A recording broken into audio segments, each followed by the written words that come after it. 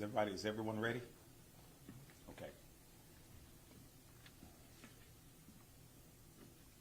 Today we wanted to hold a press conference concerning the investigation that initiated as a missing person involving Nathan Millard. First, I want to start by asking our community to lift the family of Nathan Millard up in prayer, and that we're sorry for their loss, and we understand the emotions and the trauma that this tragedy has presented to the family. We wanted to provide this update because we understand the public's interest in these investigations and the desire to want information immediately. I want to remind the public that these investigations take time, and it's a process. The Baton Rouge Police Department first received a missing person report on February 23rd, 2023, concerning Mr. Millard. This investigation was assigned to our Special Victims Unit Missing Persons Division, who immediately began an investigation. Mr. Millard's body was discovered on Monday, March 6, 2023, in the 2900 block of Scenic Highway. On today, the EBR Coroner's Office released a preliminary report that states as follows. On March 7, 2023, an autopsy was conducted on the remains of Nathan Millard, 42 years old. The preliminary results are as follows. No evidence of internal or external trauma noted. The final autopsy results, pending further studies, including toxicology testing. The cause of death and manner of death are pending completion of the final autopsy report. If you have any questions concerning the autopsy, please contact the EBR Parish Coroner's Office at 225-389-3047. I want to reassure the public that our detectives and our police officers have worked diligently to trace Mr. Millard's whereabouts and to interview all persons who were in contact with him, as well as witnesses, as well as gathering all video evidence that was available. I'm going to ask our VCU commander, Captain Kevin Hines, to provide the public with a timeline as well as information concerning our investigative efforts. I want to say this before Captain Hines comes up. We dedicated many resources, and we still are investigating this ongoing investigation. Our training academy, our special victims unit, our homicide division, our street crime unit. There's been many searches that have been completed throughout this investigation. So we have been working behind the scenes around the clock since this investigation began.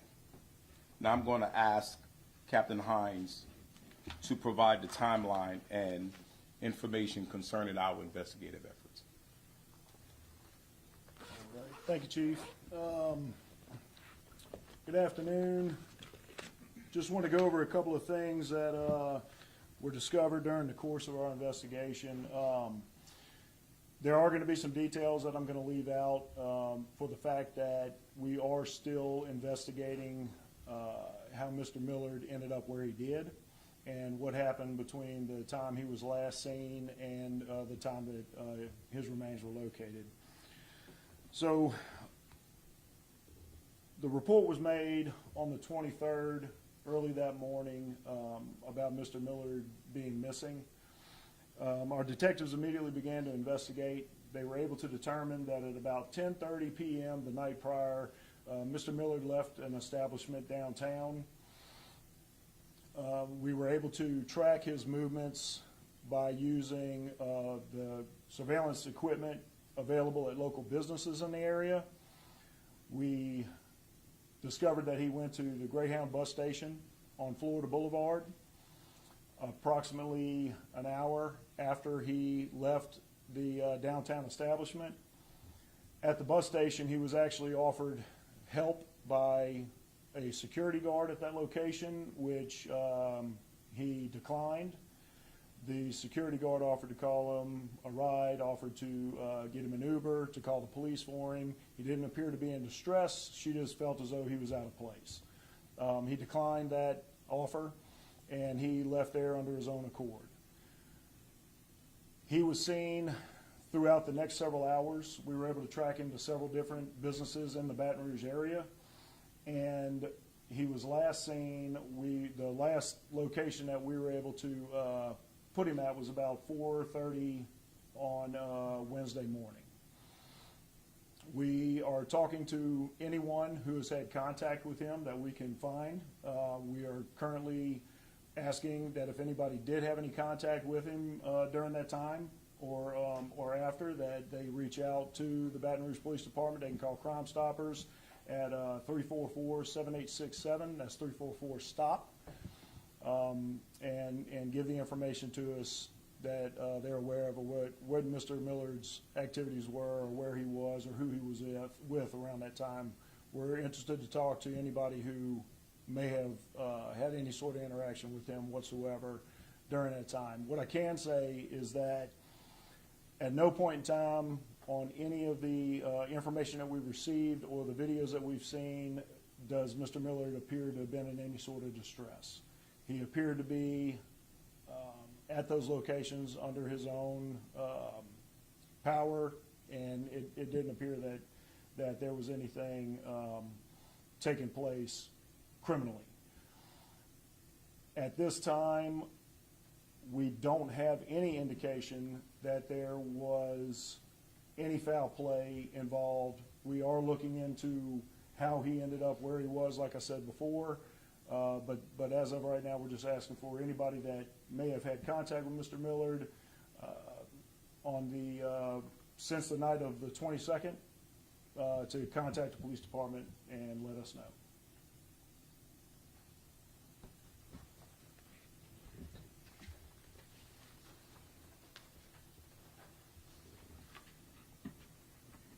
Now, I want to say this because I know there's a lot of information up there. This is still an ongoing investigation, and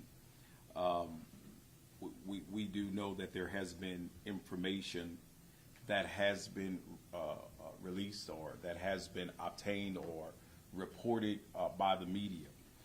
We're not going to comment on any unofficial information, any information that was not released by the police department unofficially. Like I said, this is an ongoing investigation, and we don't want to release any information that's going to compromise the integrity of that investigation. Here's what I want to reassure the public. You know, we have so many events downtown in our city of Baton Rouge.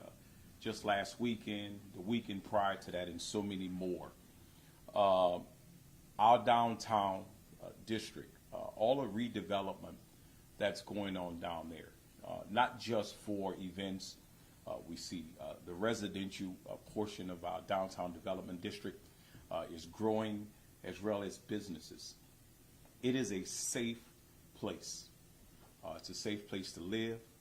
It's a safe place to participate in events. And we are proud of the work that's going on downtown. Our business leaders downtown invested in the camera programs downtown so that not only you feel safe, but that when something does happen, that we have another tool in the chest that can help us in our investigative efforts. And that's what happened in this case.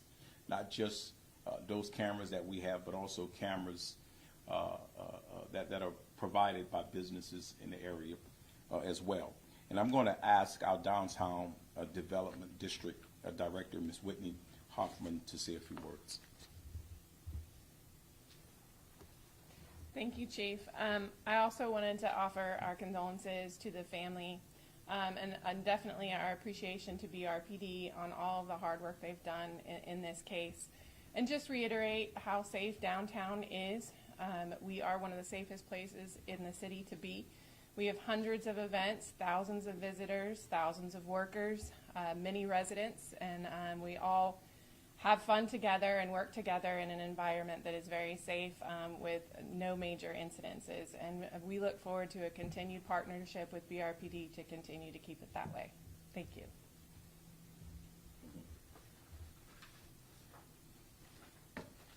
Okay, we'll take questions at this time. Before that, I want to make sure that the public know that this is still an ongoing investigation. I'm going to continue saying that. This is an ongoing investigation. But I also want to thank our partners who have helped us. I want to thank the United Cajun Navy who came out and helped us hand out some goods to our homeless population, at the same time helping us search for the whereabouts of Mr. Millard. And I also want to thank the Texas EquiSearch for also assisting us in those efforts. But I also want to thank all of our residents who took the time to pick up the phone and provide information. Those who call Crime Stoppers, thank you. Thank you. Those who right now are a little hesitant to pick up the phone and call us to just help us with a little more information and fill some of those gaps in our investigative efforts, we look forward to hearing your call as well. We know what happens in this community when people in the community step up, when they're not scared, they're not afraid, when they get involved and they help us. And we look forward to those phone calls as well. So I'll take questions at this time. Does it appear his body was dumped at the location where he was found? And if so, what are you doing to find the person or persons who dumped his body there? I'm going to ask the VCU commander to speak on that. Yes, ma'am. So it does appear that he was left there, that's not where, most likely not where he died. I don't want to go into the details of our investigative efforts, but efforts are underway to locate and to talk to whoever may have put him there. And look, we'll ask whoever put him there if it was if something happened and there was a moment of panic, come forward. We just want to know what happened to him. That's our goal is to find out what happened to him. Do you believe drugs were involved? I don't want to comment on that right now. I don't believe. I think I'm going to leave that for the coroner's office. I know they're going to do a full toxicology, and those will be released later. But I'm not going to. I don't want to comment on that right now for the benefit of the family. You said the last location you guys, I guess, got him on camera was at 4:30. Can you say where that was? I don't want to say where that was right now because that is still part of our investigation and our attempt to locate the individuals that may have been with him at that time. We don't want to give we would rather the people that we talk to give us that information to verify it as opposed to us put it out and now it's out in public record. Yes. Do you all have any idea, or do you think you have a good idea of who those individuals are that may have done? Once again, I don't want to comment one way or the other on that, but efforts are still underway. Yes, ma'am. It was reported that his body was wrapped up in a rug. The rug is still sitting there, and a lot of people want to know why it wasn't collected. Okay, so whenever we go to a crime scene, our detectives and our crime scene investigators, they confer with each other on what needs to be taken and what doesn't. And they didn't deem it necessary for them to take the entire rug. And I'll just leave that at that. I know there's a lot of speculation, there's a lot of information going on about what we may have found out there, what we may not have. And once again, that's part of the investigation, so I don't want to put that information out. But everything that needed to be collected was collected from that scene. Can you just clarify once again the no internal or external injuries from the coroner's office, what exactly they found? I don't really know how to clear that up any all I can tell you is that from their report, there were no signs of internal or external trauma, which to us, that kind of leads into the whole foul play thing. There doesn't appear to be any foul play at this point. I know that he was placed there, obviously, by another individual. We would like to know who and why. But just from the autopsy results that were given by the coroner's office, at this time, there doesn't appear to be any signs of foul play. Such as, and just to elaborate a little bit, that would be things such as gunshots, blunt force trauma, things that we would be looking for as investigators when investigating a death. One last question. And there were no signs of that. One last question. Do you guys have any evidence as to how he got from downtown to that vacant lot by any chance? No, ma'am, we do not. Not at this time. Thank you. Thank you. Thank you for your time. I just want to stress one more time, please. 344 STOP Crime Stoppers. We're looking forward to that person or persons that have more information that's going to help with our investigation, and that will conclude this conference. Thank you.